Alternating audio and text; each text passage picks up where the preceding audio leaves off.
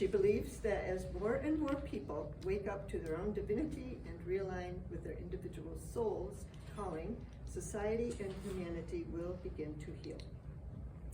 Through her work as a medium and spirit talker, she gives those around her helpful insight and a connection to the universal truths that can help us all through the turbulent yet breathtaking moments of our lives.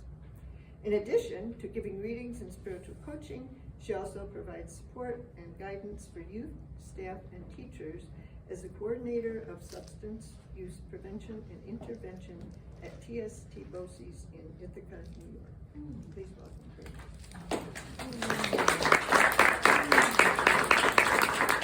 Hi everyone, it's great to see so many faces and so many familiar faces.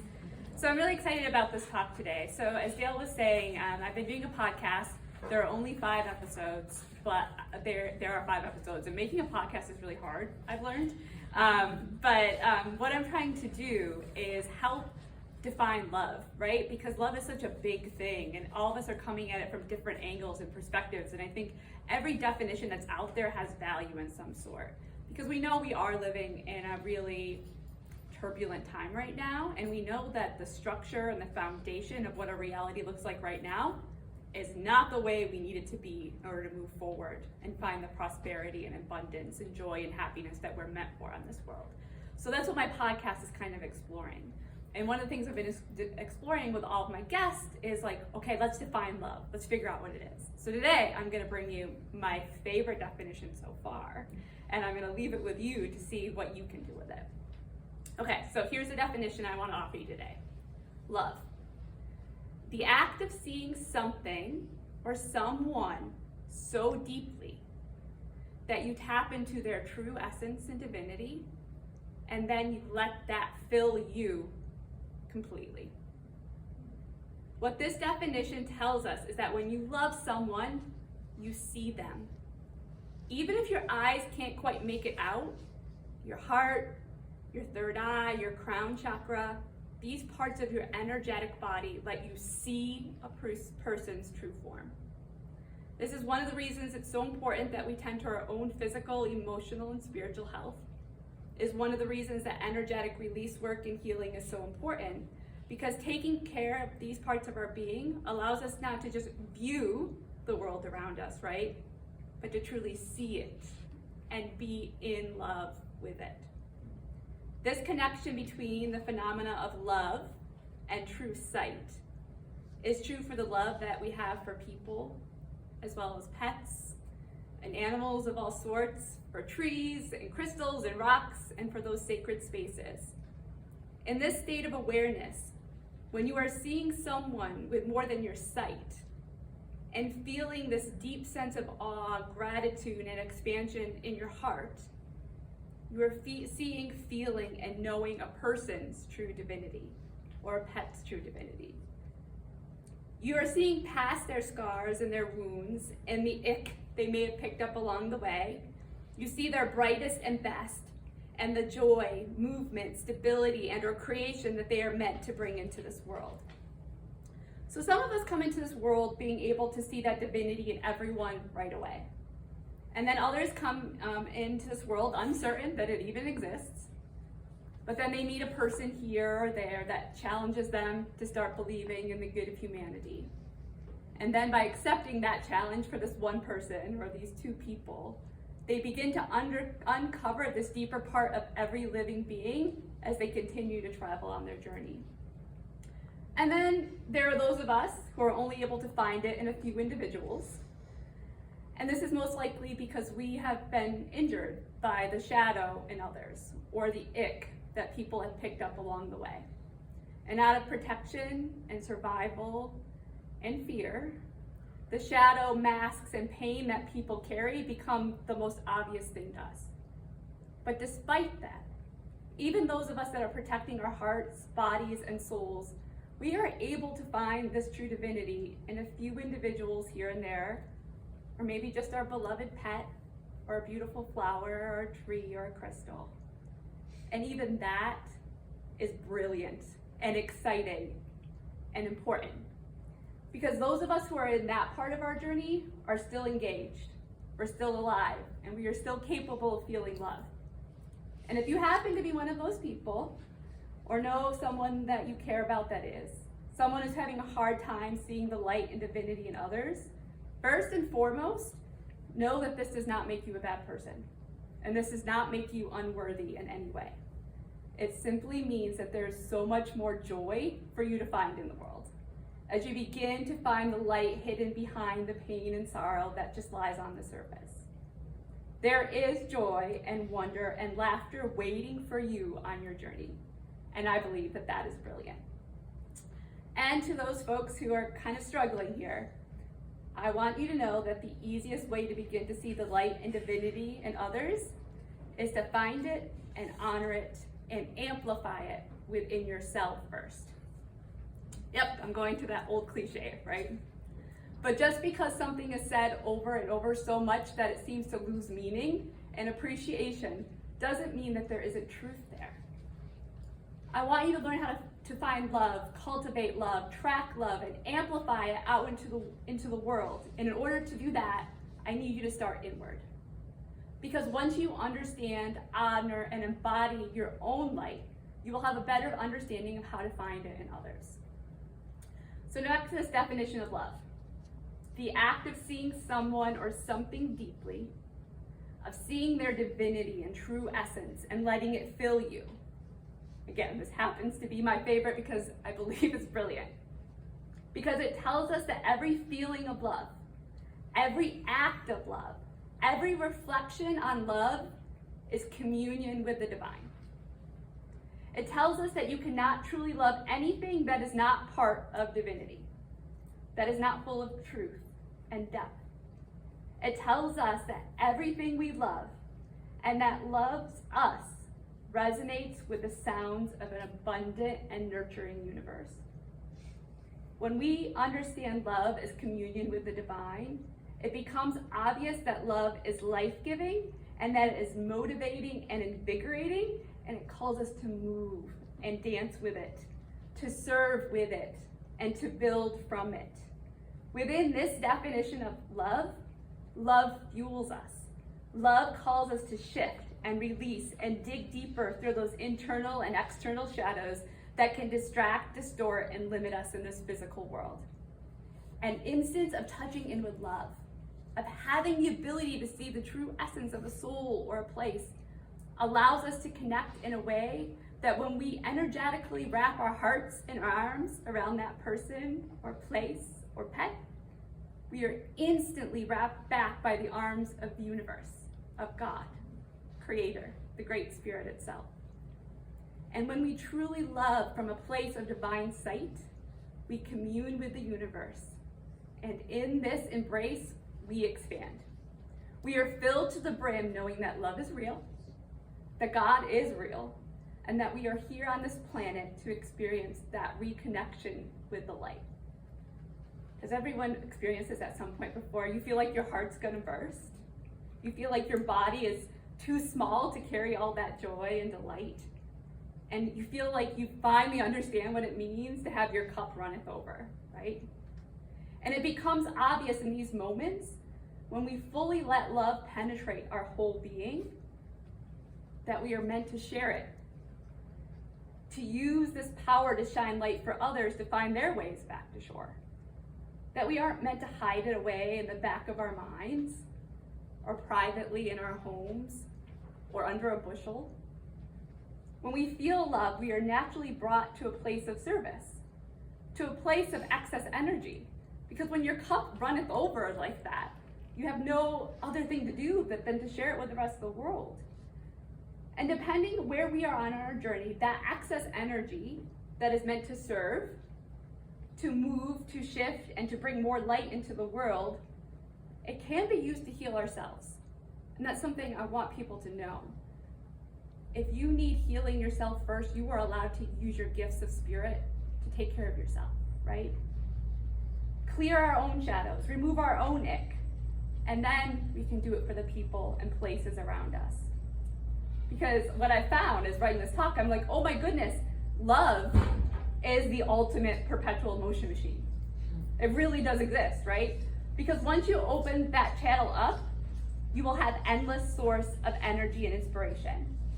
The trick is we just have to make sure that we don't shut the door on ourselves once we open it. Okay, ready? How many of us have felt love this deeply before, but then said, nope, too much. I don't know what to do with this, and just walked away? I have. How many of us have made fun of ourselves inside of our own heads for feeling love this strongly? Right? Told ourselves that we're just making a big deal out of nothing, or that we're making things up because love is just silly anyway and we need to be practical. I've had moments like that. Or, this is the worst yet, how many of us just shut the door to love because the feeling was so big and took us so high that we were afraid of hitting the ground? So we decided to turn off that flow of energy before it went away, right? So when we are experiencing love, first we must be confident enough to believe that we are experiencing it when we tap into it. You are the only one who knows when you are dancing with love. Don't let anyone tell you that it's not real. And then we need to be brave enough, right, to stand in it and stay connected, right? Because the truth is, love cannot be created or destroyed. Because we as humans are not here to create love. We are here to find moments where we can tap into it, find it, recognize it, remember it as our true state of being, right? And then find ways to expand that channel that we found and keep it clear so that it can continue to flow and expand its reach. So with this definition, it is important to remember that love inspires action and that love becomes action because it travels with us and through us once we tap into it. And its ability to transform and heal grows as it becomes physical and mobile through our embodiment. When we tap into love through that true sight, we experience it and then we let it fill us. We are embraced by it. We dance with it and become entwined. And then quite naturally, we become love in motion. We move it through time and space. As long as we keep that channel open, it will supply us with endless creation and possibilities to serve ourselves and others. But we all know that those channels can be easily covered with silts and rock and mudslides and boulders. It just takes one news story, right? Or one argument, one moment of witnessing greed or apathy, or a show of ego and oppression, and our touch points can become blocked, right? We become blocked from the opening to truth behind this current reality when we are bombarded with those things. But it doesn't mean it goes away. It's just waiting there to break through again. Because the truth is, there is ick in this world. There is shadow in this world. There are distortions and false memories and pain in this world. There is this experience of separation from divinity in this world. And separation from that love that I'm telling you always exists behind the scenes. So we must accept that this separation exists because we see it every day, right? But we never accept that this is the way that it will always be. We can train ourselves to sense when the ick is thick. Sense when the ick is thick. On our own hearts, our own roots, our own crowns. And we can also train ourselves to remove it. We can learn to see when a lie blocks our way to seeing the true nature of love behind the scenes. And a doorway is blocked, making it harder to reach that love. We can trust ourselves to look for other doorways to reopen the channel. Because here's the truth. In this world, there are people, places, and things that are covered in separation and ego and lies. They're pretty obvious to see right now, right? There are people who are energetically spreading oppression and fear and apathy and pain. Those people, they're not the pathways to light, and we all know that. Those people are currently covered in ick, and it is so tight and so intertwined with their own understanding of self that they can't break free. These people exist. There's light and love underneath, but currently it's suffocating. And I'm going to challenge you with this because it feels almost wrong to do this. But I'm saying our jobs are not to fight it. Our jobs are not to push back and go to war with that ick, but to protect ourselves from its destructive properties, to make sure that it doesn't infect us and that we don't spread it.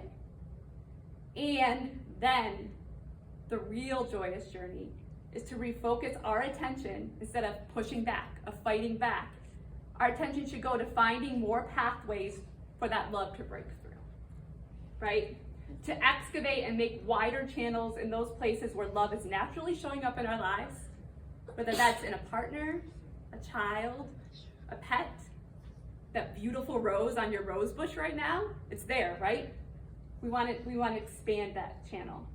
Because those people, places, animals, stones, and trees where each of us feel that love without having to dig deep, in those moments, if you touch in and commune and let love fill you, move you, call you to service, call you to make a pathway bigger for more love and light to enter, that is real warriors' work. Each of us can see the divinity and truth behind different things, which is what makes us all so important. We are all going to fall in love with different things, with different beings, with different people, right? Each of us falls in love with different souls and experiences. Each of us has a different part of divinity itself that touches our heart. So when you see this divinity in the world, name it, honor it, call it forth, and allow that love to fill you, to carry you forward, and ask for more of it in the world. Ask for it to appear to others in ways that they can hear and accept and understand, and offer yourself to be of service to make this happen. So if you know me, I'm in education, so no one leaves without a homework assignment. So here's your meditation, your homework, or your call to service for the day.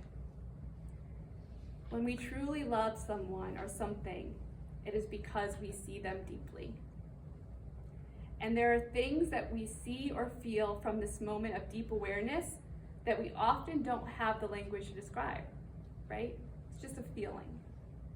But I believe that we can work on uncovering language that can help us to describe what we're feeling and communicate it and share these moments of experiencing love. Because we're always sharing moments where we're experiencing annoyance and frustration. We don't share those experiences of love as freely. And when we purposely do this, when we strengthen our ability to share these experiences, we can help to bring more love into our awareness and stabilize it here in our daily lives and our communities. As we find the language to describe love and practice speaking about it, and honor this type of sharing as a spiritual practice, telling other people how much you love your husband or your partner or your child is a spiritual practice. When we do this, we can make the deepest and most groundbreaking definition of love, seeing someone or something so deeply that you see their divinity, and then let it fill you, more accessible and expansive here in our current reality. So when you leave here today, start to consider how many times each day, week, month, you explain in detail why you love something, the ways it speaks to you and opens your heart. How many conversations each day, month, year do you have giving the love in your life space to shine and to be seen and dance through the space around you? How often do you share your stories of love?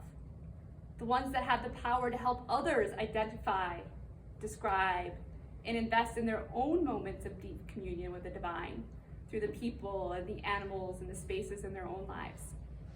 Think about how often do you do that? How often are you acknowledging love, letting it fill you, letting it move you, letting it energize you into creating the future that we are all yearning for? Figure out how often you are doing this. All right, here's the second step. That's step 1. And then multiply whatever that number is by 10. Because spiritualism is not a passive religion or philosophy. Spiritualism calls us into action. It puts the power to build a more just and loving world in our hands. It opens a deeper connection to source and allows us to know that we are meant to succeed. That love is meant to fill this planet. We know that as spiritualists. So you in this room are the leaders in the great shift that our community, our world, and our planet needs at this very moment. And that is why I am so honored to share my current definition of love with all of you here today.